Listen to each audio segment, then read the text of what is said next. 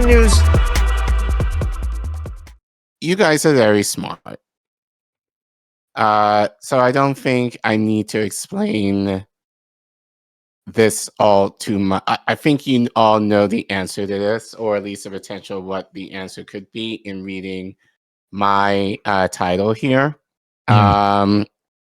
But I not to say it's important, but I do think it's kind of interesting to kind of think about in terms of where the idea of healthcare. I think that is a valid question moving forward now, is where is the topic of healthcare going to go? Knowing, unless by and large, I wouldn't say a miracle, but like maybe a miracle, who knows? I don't know. Yeah. If the ACA manages to survive past the end of the year. Given that. Who are these people? Oh, Hey, thanks, Jax, Jax. for $5. You're so nice. We love you. Yeah. But yeah, I wouldn't be surprised. I'll get more into it later, but I wouldn't be surprised if, you know, how Democrats were about healthcare back in 2016 for sure. Right. And not so much, well, and 2020. Not so much in this past election, but presidential. But Yeah. maybe we will see, because I've made the argument now, I think the catchphrase is going to be affordability moving forward. Yeah, it's always been that. You know? Well, no, but I think that, right, but I think they're going to be blatant. I think I will see this more of the Democrats, how they're going to beat us over the head with it over the next couple of years, which kind of goes into this, especially if the ACA is, as I said, on its last legs. Mm. The code word affordability is going to be probably going to pop up. Hey, Accord Lord, also, Accord Lord. Y'all are being extra nice today.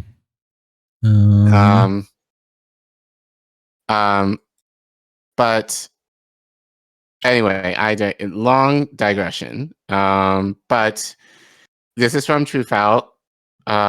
Wait, did it go? Did it not move? There it goes. There we go. No, you guys are not a fan of Truthout, but yeah, especially Sam Rosenthal. But this is shit list. Well, yeah, right. But this is an op-ed, so we'll critique it where it needs it. Like to be exactly. But again, you guys are very smart, so I don't think I need to say that much, and you probably can figure this out on your own. But Sam Rosenthal writes, or he titles this article, "Could the disruption of the ACA force Democrats to champion Medicare for All?" I think we all know the answer to that. But anyway, we'll play along for a little bit. After caving on the shutdown and letting the GOP gut the Affordable Care Act, Democrats must chart a new health policy. Newsflash, Sam, they fucking won't. But I'm sure we'll get to that. But anyway, let's see what he says. And let us know in the comments what you think. Or if you're watching as a clip or if you're live. Yeah. After the longest government shutdown in U.S. history, Senate Democrats faltered and entered a standoff with their Republican colleagues. Democrats had initially dug in for the funding fight, they said, to protect subsidies for the Affordable Care Act. These government tax credits set to expire at the end of the year keep health insurance affordable. That probably should be in quotations, but I digress. Affordable for the millions of Americans who are covered through the ACA. In the end, the only concession Democrats extracted from Republicans was a promise to hold a vote on the ACA subsidies, a vote that is almost certain to fail. Ultimately, 7 Democrats and 1 independent, Senator Angus King, who caucuses with the Democrats, broke ranks with their party and voted to approve the Republican-backed budget. Why these Democrats chose to cave and why they did so at this juncture has mystified observers and fellow party members. To begin with, Democrats saw some of their strongest electoral results from either Trump era on election night, sweeping gubernatorial contests and winning important victories across the country. There should have been a strong sense that momentum was on the party's side. At the same time, polling showed that Democrats were winning the messaging battle over the shutdown, with more voters blaming Republicans than Democrats for the standstill. Trump's approval rating had also fallen to the lowest point of his second term, even dipping below the lowest moments of his first. Among the Democratic base, fighting for the ACA subsidies was popular, with more than 80% of Democrats backing the standoff, even as Republicans ratcheted up public pressure by ending SNAP benefits and canceling flights.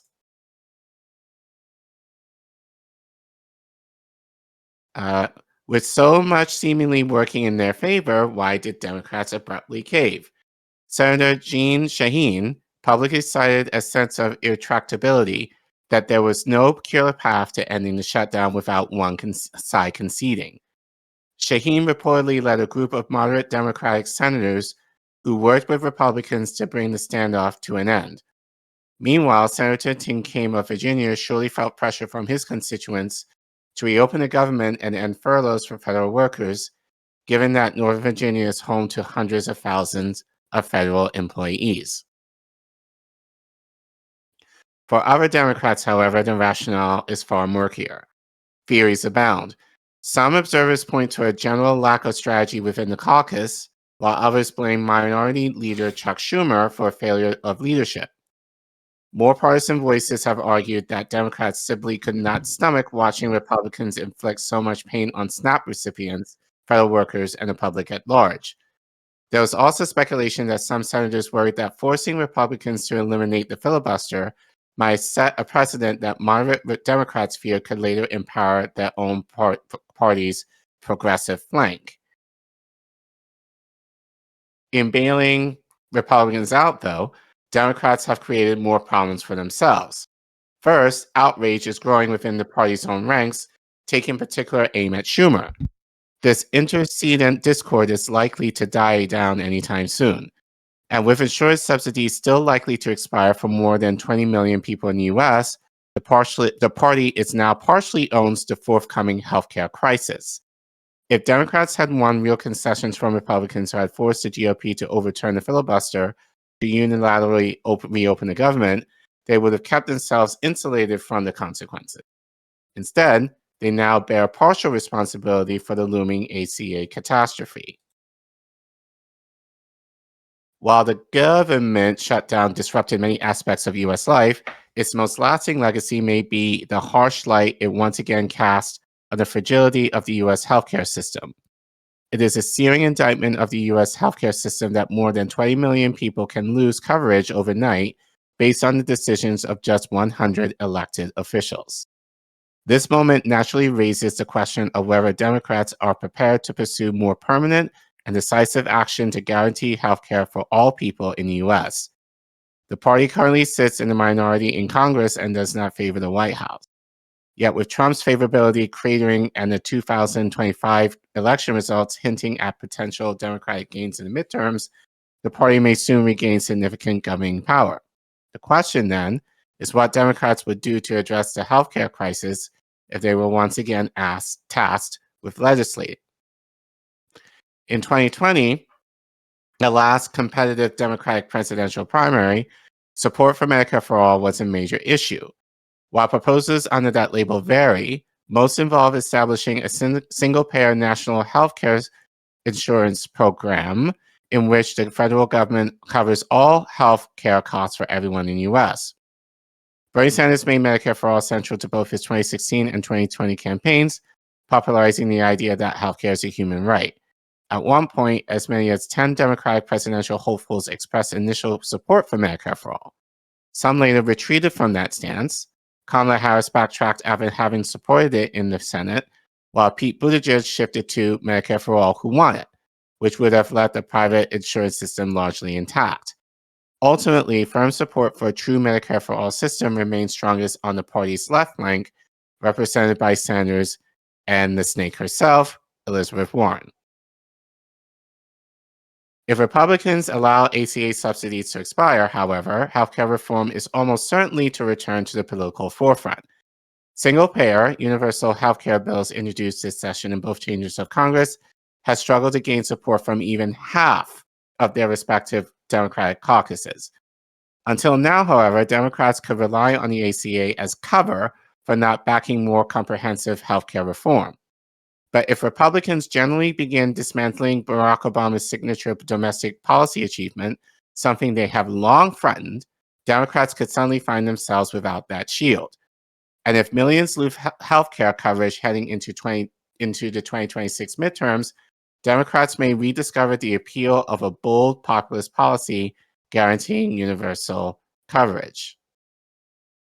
Still, the barriers to passing anything resembling Medicare for All remain steep.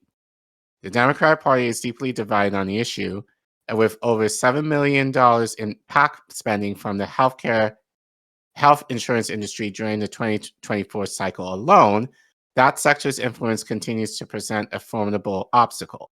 Yet the collapse of the ACA subsidies and Democrats' complicity in that collapse may force a reckoning. The question now is whether the party is prepared to meet the healthcare crisis it helped create with the sweeping solutions the moment demands. So the answer, no. How does the Senate vote? How does the Senate vote? Fuck the whore! I mean, like we done know this already. Like, you know, I don't know. I mean, this is the with like DSA cats, like they keep expecting Democrats to make the right tactical choice, and it's like, no, that's not what their donors want. That is right. This is all kabuki theater. You're just watching them change masks. Like, it's not right. None of it's real. None of them hold real power. Like, right. And look, the reality is, and we've reported on this, like, if they wanted to talk about Medicare for All, or at least highlight it in their campaign, why did they remove Medicare for All or anything really regarding healthcare last year? Because remember, I think I talked about this at the DNC. Medicare for All, or really healthcare, really wasn't on the table. It was just the idea of expanding the ACA, which, again, they didn't really do during, well, I could be wrong. So if I'm wrong, please let me know in the chat. They didn't really expand the ACA really at all during Biden's administration. They just basically... Which was their excuse forever. We're going to expand it, you know?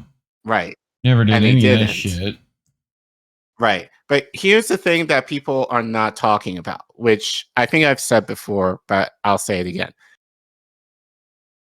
Again, they talk about affordability, like we need government subsidies in order to make healthcare affordable. Well, my argument is if you need a subsidy to make it affordable, it's not to begin with. Right. Right? Because it's nothing more than a tax credit that the government is paying you in order for you to get the healthcare, which may or may not be affordable. And affordable is a very broad concept. Like, what is affordable to me may not necessarily be affordable to you.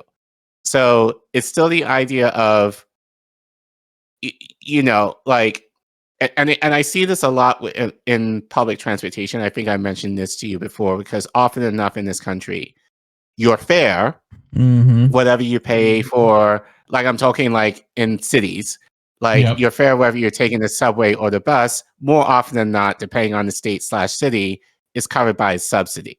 So if you were paying like true price, you'll probably be paying like 3 times as much compared to what you're paying now just to take a one-way ride, subway ride, or bus ride. Which So it's not like that infrastructure is very good anymore anyway, because it's never gotten any government funding in ages. You know? Right. So it's more of a justification of you would be paying way more for probably shittier service relatively depending on where you are. Yeah. But again, it's and this is what I'm scared of, and I've mentioned this, like they're going to use affordability over your head. Like, we know Republicans don't have a plan. You know, they do. They had the Mitt Romney plan. What happened to it? Oh, wait. It became the fucking ACA. That's what happened. Right. Like, so they got a plan. They just took out their own plan. This is my, and like even Medicare for All, like in the ways that Bernie Sanders wishes to implement it, is a half measure at best. It's definitely not full, socialized healthcare. Like, right. But it's also like, I don't know. This is also like a bit just like DC brain, or like following politics brain, where it's like, the intricacies of like, was it Chuck Schumer? Was it this person or that? Like, while somehow missing the actual corruption. Well, it's all the above, really. Yeah. Like, I'm sure. Yeah. Like, number one, the way that these senators basically tanked, basically fell in line with Republicans. Yeah. All of them are either going to retire or are up for re-election, I believe, in 2028, 2030. So they're hoping, you're probably going to forget by that point, which I don't, number one. Number two, Schumer sucks anyway. Yeah. So he probably doesn't give a care. Number three, probably more importantly, I'm sure the airline industry were like, look, end this shit because we're losing money. Like, we're heading into Thanksgiving. People are like canceling their flights home. We can't continue bleeding out over your squabble. End it. I'm sure they were having those I'm sure their donors were having those conversations with both parties really a couple of weeks ago regarding the shutdown. So yeah, I think it's all the above.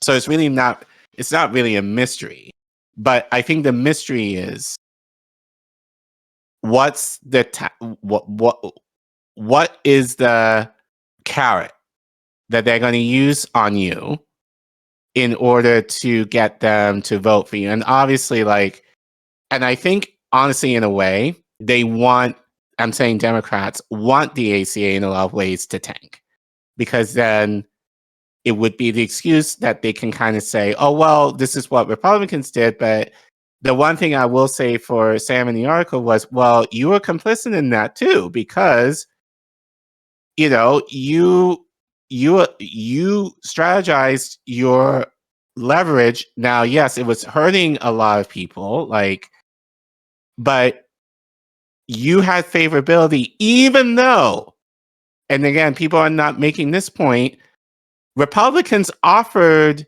to end this a month ago. Right. The compromise that they came to was on the table back in October, at the beginning of the shutdown, and the Democrats said no. So you had people without paychecks for over a month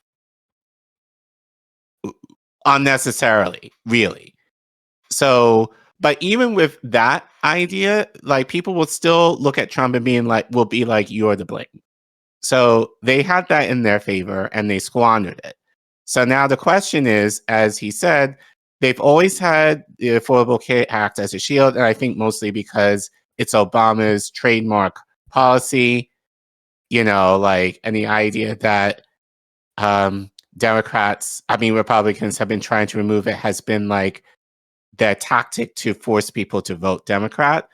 Yeah. Now I believe the removal of it would be Well, see, this is what the same thing with Republicans did. Same thing with ICE right now. Same thing with Right. I mean, they're going to use women's rights issues, and they're going to use like Roe v. Wade. I mean, we've talked about this ad nauseum, how they try to manipulate these issues that they could have cemented for years. Right. So the thing that I am curious about is what's their plan? What are they going to use to replace this with? I'm talking about Democrats. That's the thing that I'm interested in figuring out, because it's not going to be Medicare for all for sure. Yeah. So that's not financially viable for their donors. Right. So so this will be interesting. That'll be interesting to kind of see what they're going to cook up within the next few months to kind of convince people in terms of their insurance rates rising, what Democrats are going to make the proposal to. So that'll be the thing to watch, probably definitely within the next few months. For sure. But there's going to be a world of hurt for, and let's be clear, that's 20 million people. That's not relatively, and I don't want to downplay this, but it's not a lot of people this affects. This is about under 10% of the population will be affected by this in some way. So I don't want it to seem like I don't care for those people, even though it might be relatively low. But but again, it's going to be made. It will be made a big issue, I guess. But the issue is in what way. So, but the idea of Democrats making Medicare for all a thing, it's not going to happen. So, Right. but I'm sure you guys know that. Yeah. Hopium. But yeah, Yeah. Yeah. Anything else? But yeah, I'm done with that. I'm done with that. I think that's, again, it was obvious, but I think it's a little worth talking about. But I do suspect there's going to be a lot more talk about it now. But again, it's not even for the benefit of people. It's basically for the benefit of the party. It's to what is the new shield that they're trying to bring up now, that this shield that they've had for a long time is now in danger of being dismantled. So that's what I'm more interested in, is what they're going to come up with next to convince people to vote for them, but then kind of giving the compromise of a compromise of a compromise of a plan that's still going to benefit their donors, but how they're going to twist it to make it seem like it's going to benefit you in some way. It's a little closer to what you should have, but we're not going to do it because it's just too hard. Or we need bipartisanship in order to get things done. That's what they always say. At least Democrats, that's what they always say. So, but yeah, we'll see. But yeah. But regardless, I'm sure YouTube wouldn't demonetize us for a story like that. But regardless, they have. So if you want to support us financially, you can you can scan the QR code that you see on your screen, or you can go to the Ko-fi link that you see at the bottom of your screen. And if you just forgot, that's fine. If you're in the YouTube chat and you're watching this live, you can type in !donate, all one word, and the Ko-fi link will pop up, and you can give right there on the link. We're also take donations via Substack, PayPal, and Cash App. Links are in the description below. And let us know in the comments, whether you're watching as a clip or live, what you think. Is your insurance rates going up? What does it look like for you in terms of your budget and paying for health insurance come next year? And what do you think the Democrats will do in order to appease the masses into voting for them, knowing the possibility of the ACA being dismantled in some way, shape, or form? let us know. Yeah, it's sad that we allegedly live in the richest country in the world, and we still have. Well, it's not that they haven't figured it out; they're choosing not to figure this out because they're bought and sold by corporations that want to profit off your sickness versus trying to make you well. I don't know. I don't know, but let us know what you think in the comments. And thank you for watching.